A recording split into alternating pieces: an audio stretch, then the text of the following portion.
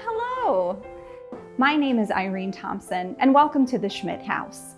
Now, today I'm making something very special for a new villager in town. Her name is Mrs. Taylor, and she's recently taken over McKeen's ready-made clothing store. Now, I thought a nice homemade bread would be something she'd really like. It's something that everyone in Ohio Village loves to have, and it's a symbol of friendship, of hearth and home, and of welcoming.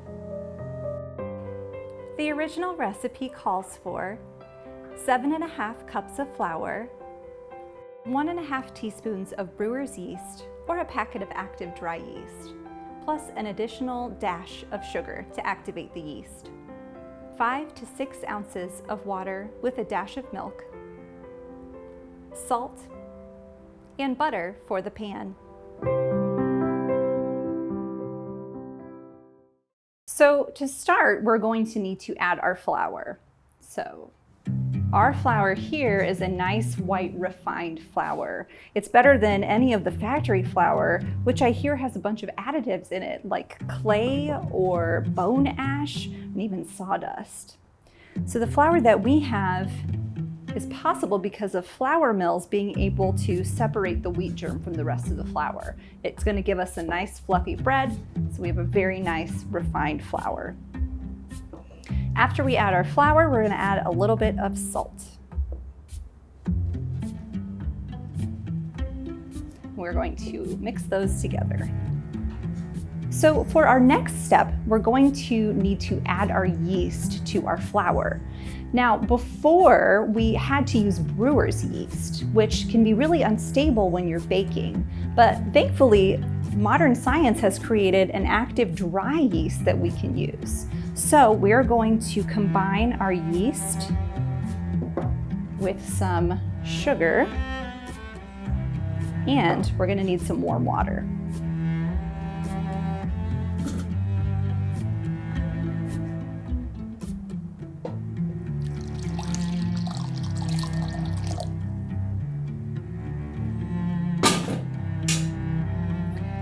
We're going to mix this together so it all dissolves. I'm going to add a little bit of milk to it because our recipe calls for milk and water. So just a little bit of milk will add a little bit of sweetness into our recipe. So next we want to add our yeast mixture to our flour mixture.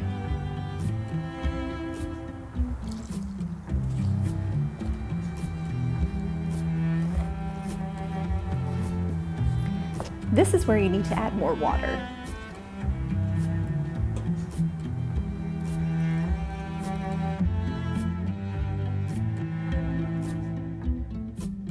Once it gets to this point, I really like to use my hands and feel the dough.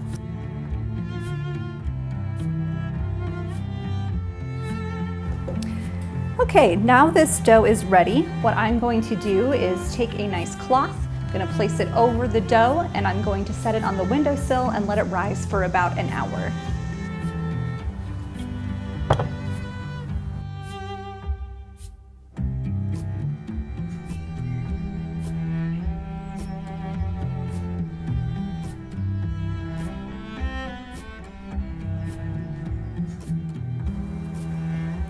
All right, let's check on our dough.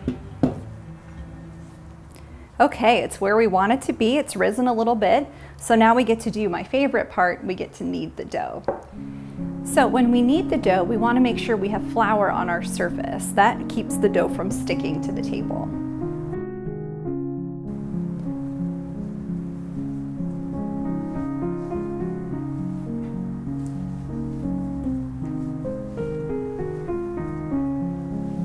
So you want to get your dough to the texture and the point where it's no longer very sticky when you touch it, and it's a nice firm kind of ball.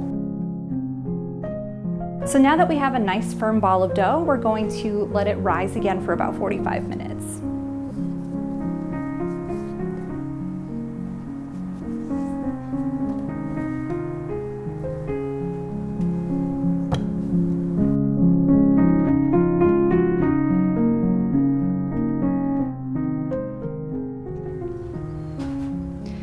So we've let it rise for another 45 minutes, and we're going to see how it looks. And it has doubled in size, so we are ready to go. We're going to knead this again, and then we're going to put it in our oven. I'm going to grab a tin and some butter so I can make sure that the dough does not stick to the tin. As you can see, baking bread can be a bit of a mucky job.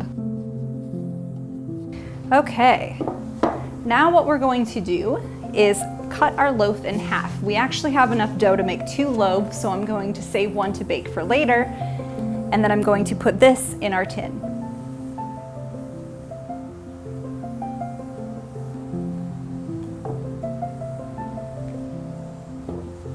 All right.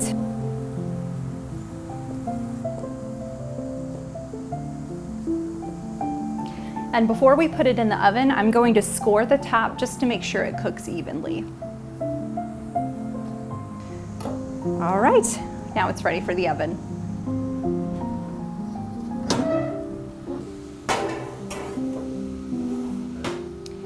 Now for my wood burning stove, I'm going to bake it in here for about an hour, which will give me enough time to get my basket ready to give to Mrs. Taylor.